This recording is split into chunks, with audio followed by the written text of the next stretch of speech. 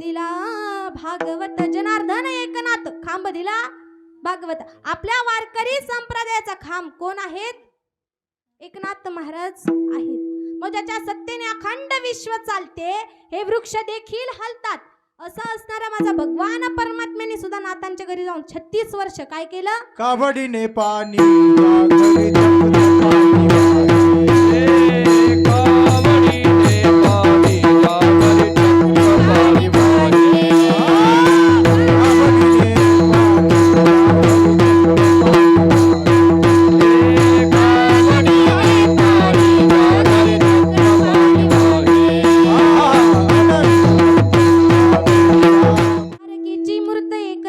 घरी जपत पाणी कावडीने 36 वर्ष माझ्या नाथरायांची ते साक्षात परमात्म्याने भगवंताने चाकरी केली. आता तुम्ही म्हणाल ताई 36 वर्ष चाकरी केली, पण नेमकं काय काय केलं आम्हाला कसं समजणार? तर पहिले 12 वर्ष चंदन घासले, दुसरे 12 वर्ष धुणं धुतलं आणि उरलेले काही 12 वर्ष कावडीने पाणी भरले. मग इतका अधिकार माझ्या नाथरायांना होता की माझ्या नाथरायांमध्ये एक खूप गुण विशेष होतं की त्यांना राग अजिबात येत नव्हता. आता त्यांना राग येत नव्हता म्हणून गावकरी मंडळींना अजिबात देखवत नव्हते की नाथरायांना राग कसा येत नाही हो, आपण एक युक्ती करू आणि नाथरायांना राग आणूनच दाखवू.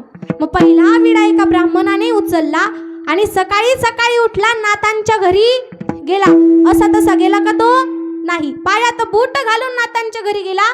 नाथांची देवपूजा चालू होती. नाथराया मूर्तीला पाटावर मांडणार, तेवढ्यात तो ब्राह्मण पाटावर जाऊन बसला. तरी देखील माझ्या नाथरायांना राग आला का? नाही. उलट नाथराय म्हणाले, गिरिजा मोठ्याचं लेकरू आलंय ग, ते त्याचा पाहुणचार कर, स्वयंपाक कर. गिरिजा माता म्हणाल्या, बरं ठीक आहे, मी त्याचा पाहुणचार आणि स्वयंपाक करते. मग तो ब्राह्मणाच्या मनात असा विचार आला की माझा पाहुणचार आणि स्वयंपाक असाच चालू राहिला तर मी ज्या कामासाठी आलोय ते काम कधीच होणार नाही. मग गिरिजा माता ज्या वेळेस वाढण्याकरिता खाली वाकल्या, तेवढ्यात तो पाठीवर त्यांच्या जाऊन बसला. तरी देखील माझ्या नाथरायांना व गिरिजा मातेला राग आला का? नाही आला. नाथराया गिरिजा मातेला म्हणाले, अगं ते मोठ्याचं लेकरू इथे खडीला आलंय.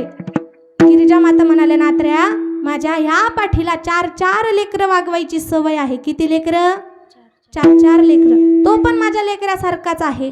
असं ऐकलं त्या ब्राह्मणाने चटकन खाली उतरला व नाथरायांचे गिरिजा मातेचे पाय धरले. श्री संताचे माता चरणावरी साष्टांग हे करी दंडवत. मग इतकं सामर्थ्य माझ्या नाथरायांमध्ये होतं, इतकं सामर्थ्य नाथरायांमध्ये होतं. दुसरा विडा एका मुसलमानाने उचलला. ज्या वेळेस नाथराया स्नान करण्यासाठी नदीला गेले, स्नान झाला व घराकडे परत निघाले, तेवढ्यात तो मुसलमान जो झाडावर बसला होता तो पान खाऊन नाथरायांच्या अंगावर थुंकला. आता नाथरायांनी थुंकलं म्हणल्यावर वर बघायला पाहिजे होतं ना. त्यांनी बघितलं का वर? नाही बघितलं. तसेच नदीकडे गेले. असं एकदा नाही, दोनदा नाही, तीनदा नाही, तब्बल 108 वेळा घडलं. तरी देखील माझ्या नाथरायांना राग आला का? नाही. मग तो मुसलमानाला काय वाटलं काय माहित, तो खाली उतरला व नाथांचे त्याने पाय धरले. यवन अंगावरी प्रसाद दे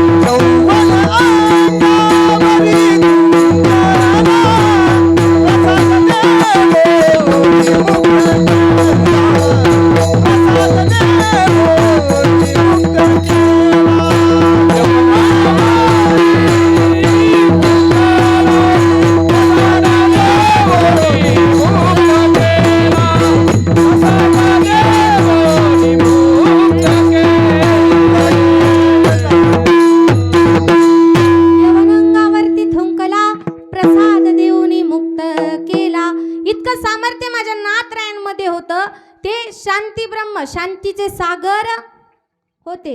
मग आता तुम्ही सलग 3 दिवस झाले कीर्तन ऐकता, बरोबर ना?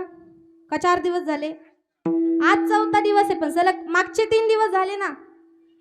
पण लोकांचा गैरसमज आहे की कीर्तन म्हणजे विनोद आणि विनोद म्हणजे कीर्तन. पण ते चुकीचं आहे. कीर्तन म्हणजे विनोद नाही आणि विनोद म्हणजे कीर्तन नाही. कीर्तन कीर्तन कीर्तन म्हणजे काय महाराज? डोळे तलाव नाही तरी पण ते भरून येतात. डोळे आपले तलाव आहेत का? नाही, तरी पण ते भरून येतात. ओठ कापड नाही तरी पण ते शिवले जाते. निसर्ग बायको नाही तरी पण तो रुसला जातो. आणि माणूस वातावरण नाही तरी पण तो माणूस बदलला जातो. आणि त्याच बदललेल्या माणसाला परत माणसात आणण्यासाठी केलं जातं. ते म्हणजे काय हो? कीर्तन. विठ्ठल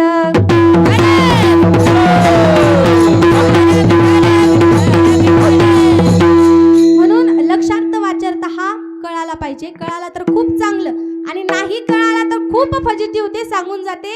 एकदा एका माणसाला विंचू चावला. इकडे आहेत का विंचू का नाही? नाहीत विंचू? आहेत ना. मग तो विंचू त्या माणसाला चावला आणि तो माणूस डॉक्टरांकडे गेला आणि डॉक्टरांना म्हणला, डॉक्टर मला विंचू चावलाय. ते डॉक्टर म्हणाले, तुला एक इंजेक्शन देतो आणि एक बँडेज पट्टी देतो. तो म्हणाला, बरं ठीक आहे, आता इंजेक्शन द्या आणि बँडेज पट्टी मी घरी जाऊन लावतो. ते डॉक्टर म्हणाले, हो बाळा, तुला जिथे लागलंय तिथे लाव. तो घरी गेला आणि बायकोला म्हणाला, बायको मला विंचू चावलाय ग. मला विंचू कुठे चावला? तो शाना होता ना, त्याची बायको दीड शानी होती. ती म्हणाली, आतल्या रूम मध्ये डाव्या कोपऱ्याला तुम्हाला विंचू चावलाय. तो म्हणाला, बरं ठीक आहे, तू माझं खूप मोठं काम केलं. तो आत गेला आणि आतल्या रूम मध्ये डाव्या कोपऱ्याला त्याने बँडेज पट्टीला चिटकवली. विठ्ठल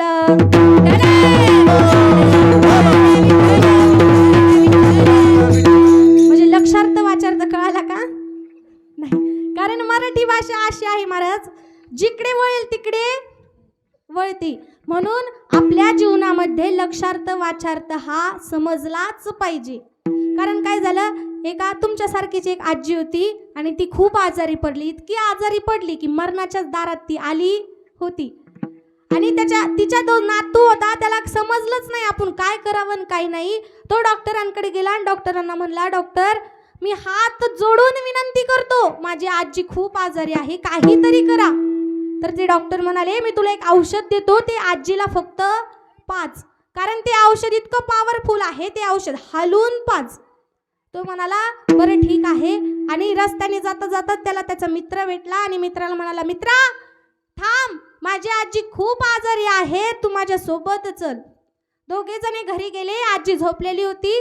तो म्हणाला, मी औषधाचं टोपण आता खोलतो आणि तू हात धर आणि मी पाय धरतो.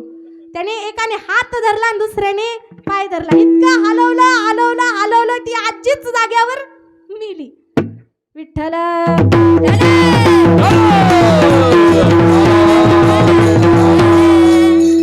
मग तो परत दवाखान्यात गेला. डॉक्टरांना म्हणाला, डॉक्टर तुम्ही माझ्या आजीला कस काय मारून टाकलं? तर ते डॉक्टर म्हणाले, कस काय मारलं म्हणजे काय झाले नेमकं मला सांग. तो म्हणाला, तुम्ही ते औषध पॉवरफुलचं दिलं तर मी ते हलवून आजीला पाजवलं. डॉक्टर म्हणाले, कसं पाजवलं? तो म्हणाला, मी आजीचा हात धरला आणि माझ्या मित्राने आजीचा पाय धरला आणि मी तिला हलवलं आणि ती जागेवरच मेली आणि ते औषध पाजायचंच राहिलं. विठ्ठल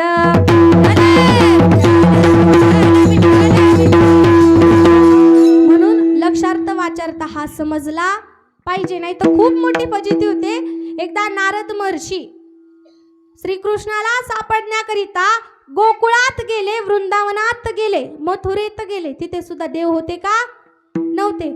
मग अचानक एका ठिकाणी देव प्रकट झाले. माझे भक्त गाती जेथे नारदानी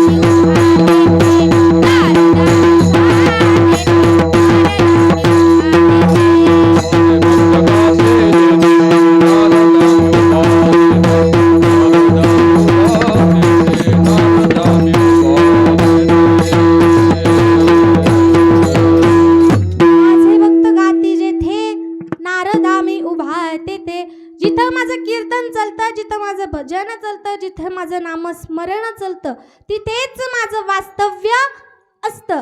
आणि मग एक साधक नाथरायांकडे आला आणि नाथरायांना म्हणाला, देवाला काय आवडतं हे मला कसं करणार? तर नाथराया अगदी छान सोप्या भाषेत सांगतात. अभंगाचं आवडते मासे